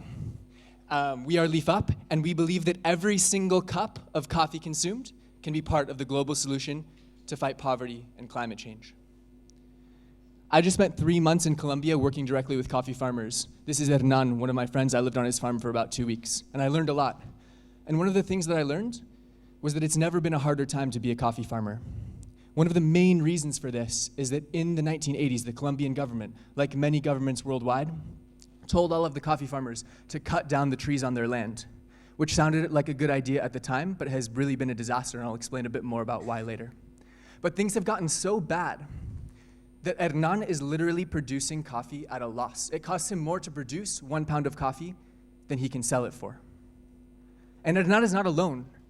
He's one of 25 million coffee farmers globally who produce the 2.5 billion cups of coffee that the world consumes every single day. And for each of these 2.5 billion cups, a farmer somewhere makes significantly less than 10 cents of a US dollar.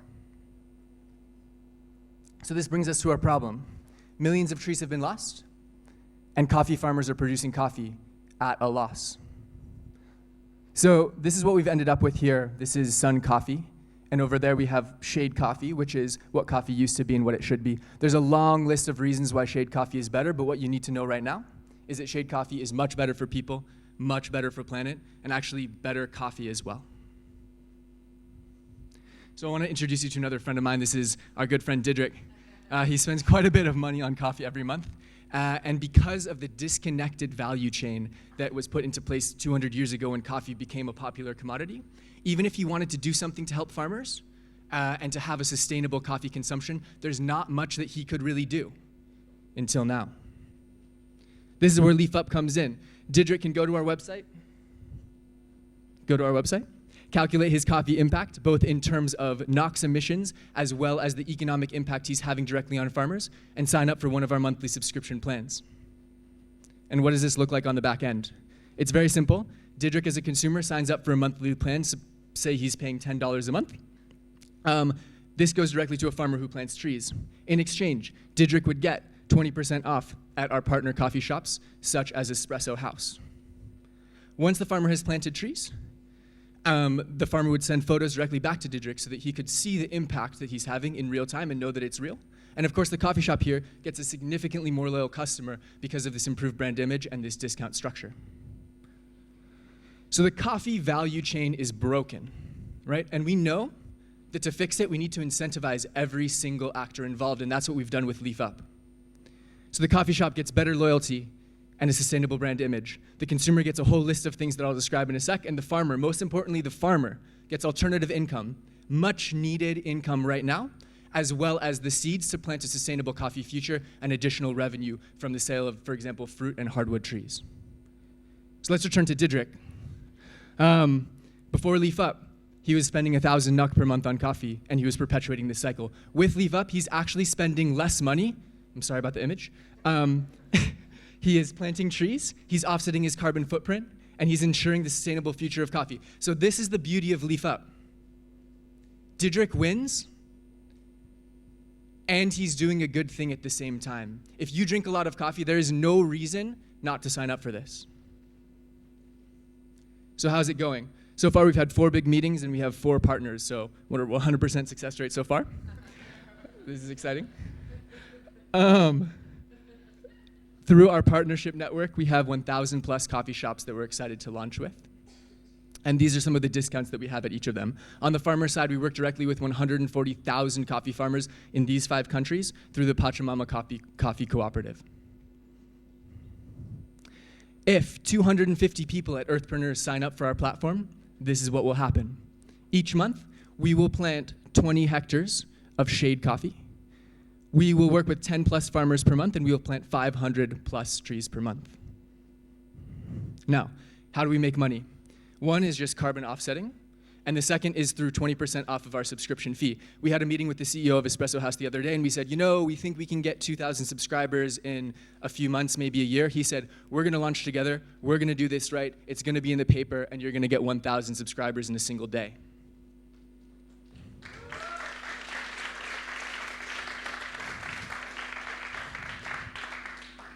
This is our fantastic team. We've got Abdullah from Morocco. We have Gloria from Tanzania. We have Yider from Algeria, Salam from Syria, and me from California. Together, we have created, I think, 4 successful businesses. We're excited for this to be the 5th. What do we need? 2 of us want to come to Oslo and launch here in person to solve problems, iterate faster, and basically test and iterate faster. We want someone to sponsor us, and in 5 months when we have real numbers, we'll come back and we'll ask you for some real money. So, farmers are ready. Coffee shops are ready. Literally, all we need is you. You can join our waiting list here at hello@leafup.org, and thank you so much.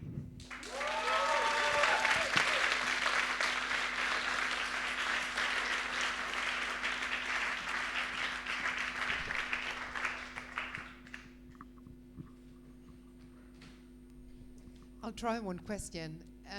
In regards to the coffee farmer, is this small coffee farmers, or is this, the big companies out there? Who is it? This is a fantastic question. So one of the main things that's important to us, because as you mentioned, not all coffee farmers are created equal. So 80% of the world's coffee farmers have less than 2 hectares.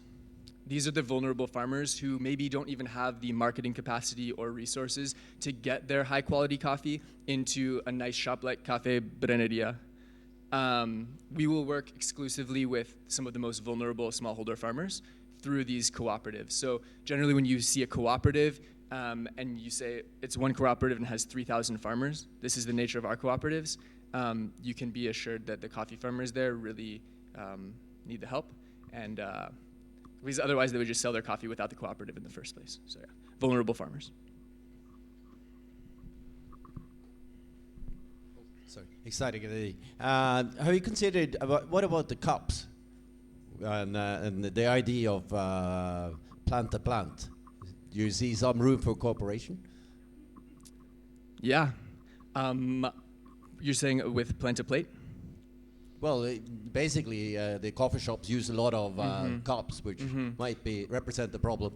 100%. So the last time I saw a demo of Plant-A-Plate, they poured water on it and it disintegrated.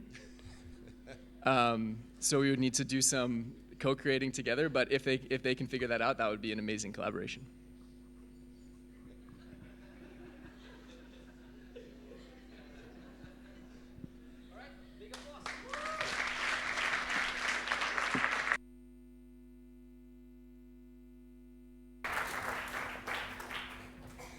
Are you ready for the last one? Give it up for Farm Easy!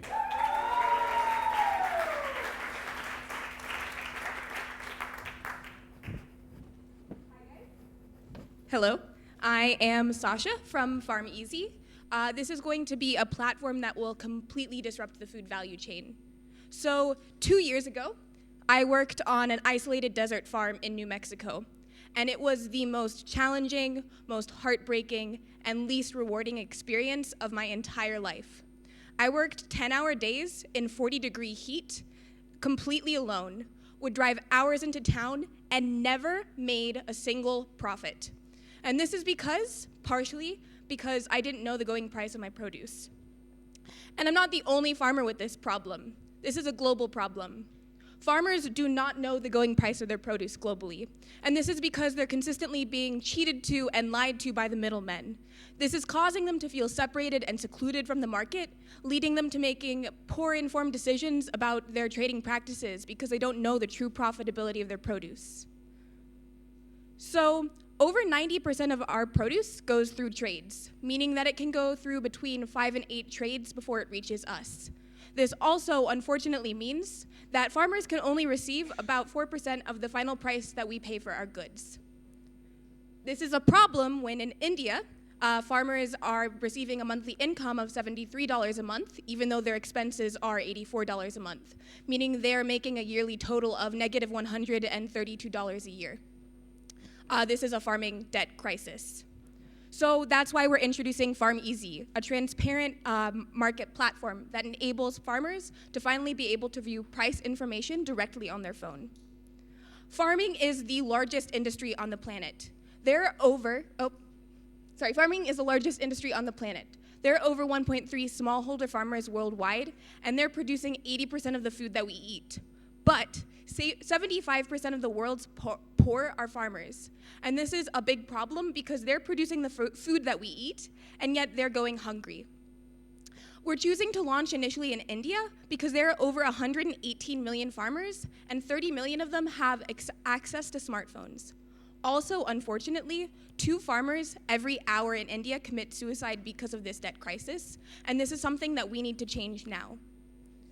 We're allowing farmers to finally be able to review daily wholesale and retail prices, empowering them to be in the know of their good. They're able to change their harvest schedules and take negotiation power because they finally are understanding what is going on. They're also being able to connect with stakeholders in the process because we're aware that conversations are the most important part of utilizing decision support systems so that they can use the data effectively. And this enables stakeholders to build stronger relationships and a broader customer base. So our app is already available on Android, and it's currently in the process to being launched in iOS, web, and through SMS. We're building an algorithm that pulls trusted information so that we can display live and future data, and we're doing this keeping in mind that farmers only have access to 2G internet or less. So we also anticipate to increase farmer profitability by 10 to 15% and produce quality by 50%, keeping in mind these 5 sustainable development goals. Farm Easy is the only platform that is currently available that targets this problem by providing daily online and offline support through live and future prices and connecting many stakeholders in the process. So we're currently building partnerships with local communities and local farming leaders, and then we will build the largest online agri-community so that we can connect stakeholders. And we're also designing a subscription model so that customers can access the different amounts of data for their needs. We're currently working on 4 partnerships that gives us access to over 15,000 partners in India, and in turn gives them access to also a larger consumer base. And over the next 6 months, we will continue our user growth, finalize our monetization model based off of our beta tester feedback, as well as finalizing our app. This is our amazing team. So it's consisting of me, our farming expert, John, our software engineer, Yvonne, our designer, Earl, our business strategist, and Akhilesh, our data engineer. We already have 90 testers, and our app is available in 3 of India's largest languages. We've also appeared in 2 state newspapers. We are asking for $500,000 so that we can finalize research, cover our operating expenses, and finalize marketing so that we can reach out to farmers all over India. We're making the farmers market easy with Farm Easy, your live crop data barn. Thank you.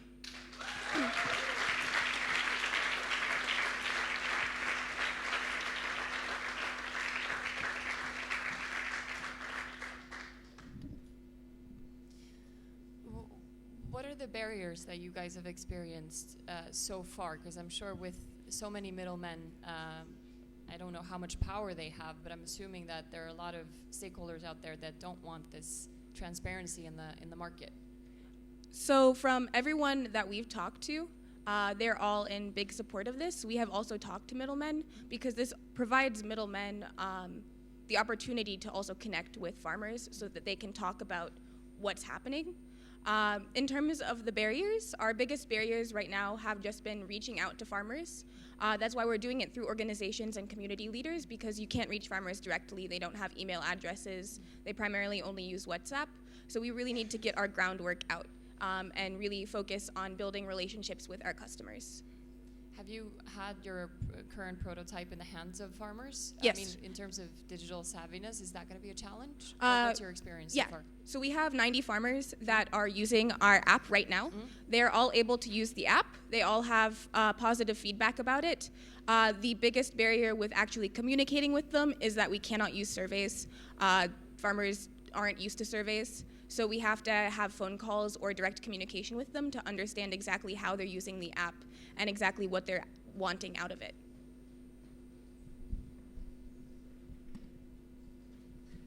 Food production is definitely in the heart of everything. We just forget about it because we go into a shopping market and then we just pick up what we need. The biggest, or one of the biggest challenges with food is, of course, the transportation. So once you have connected the right people together, have you been thinking about how that transportation would work? Yeah. So we're currently working with Farm Trade India, which is a company that focuses on storage for farmers. The reason why I think the platform has such large opportunity is there is no platform that connects stakeholders in the process. So by enabling the chat feature, we're able to connect farmers with better transportation techniques because those transportation companies are finally able to connect with a broader user base. We are, of course, strong supporter of the 2 last teams, but what are, in a way, the most useful help you could receive from the industry and also many of the people here in the room, the big corporates and so forth, going forward? Yeah, so from the actual industry side of things, we're always looking to connect with large stakeholders, specifically in India currently, because that's where we're launching. In the future, our next plans are to launch in the Philippines, and then we're already having conversations about placing our 3rd location in Dubai, but that would be super long future plans. So right now, we're really asking for help financing so that we're able to get our groundwork in and connect with our customers directly, and also being able to connect with large stakeholders or governmental organizations because we have the farmer aspect down. Thank you.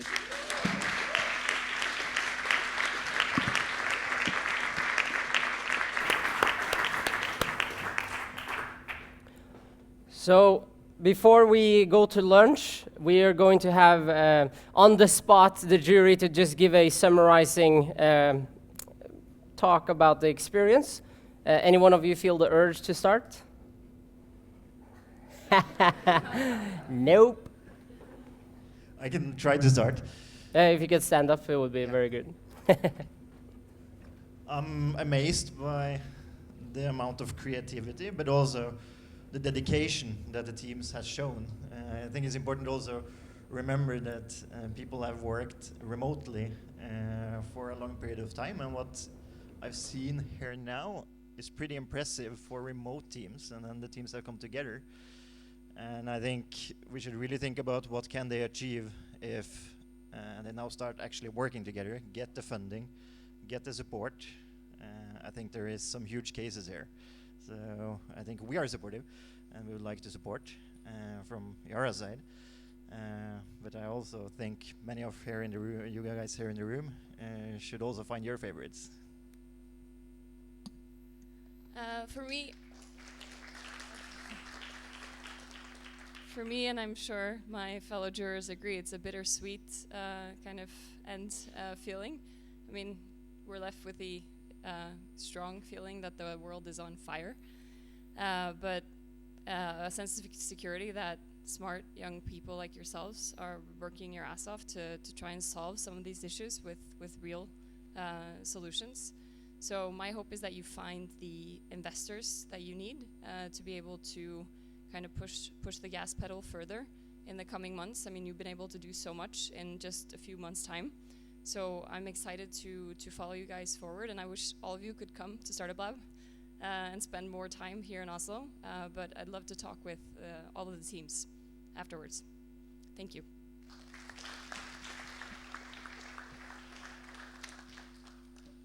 Well, as my fellows here, I think you know, the dedication and enthusiasm is just overwhelming. So that in itself makes it worthwhile, leaving aside the great business ideas that you present.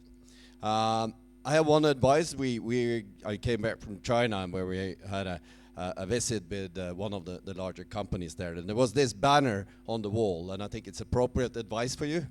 You know, dream bigger, build faster. So I really hope you find partners in this event.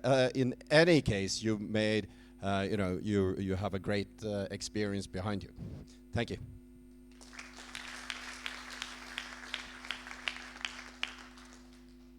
It's difficult to summarize all the great work you have done now in just a minute or two, because you're addressing so many big questions that we know we will have to solve. And I'm 56 by now, and I get so happy to see your engagement. I get so lot of faith that you guys are going to figure this out, because you're not only interested in business, you're interested in what is the real issues and what is the real things we need to change over the next years. So thanks a lot for having me here, and good luck to all of you, and feel free to keep in touch with us in Bright. I hope you will. Thank you.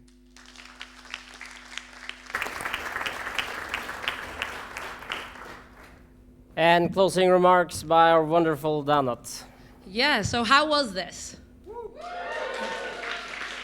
Did you have a good time?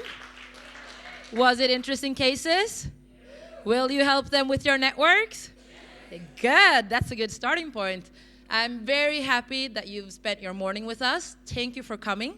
There will be lunch outside.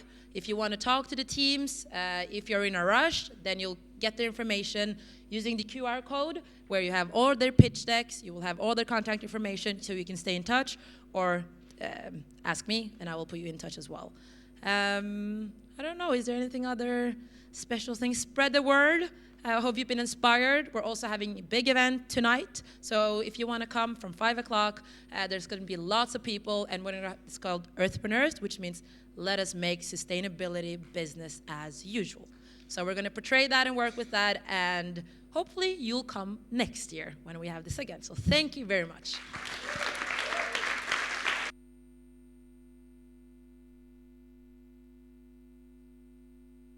I forgot. I want to say thank you on the behalf to the whole crew that's been working on this. You've done an amazing job, so I clap to the YSI crew.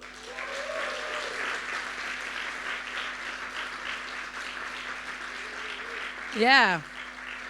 We work in like a super small office for a whole year. No one really knows what YSI is until this exact day, each year. So we're trying to make a big sense out of us and talk to the crew as well, get to know us, and I hope you had a good day. See you.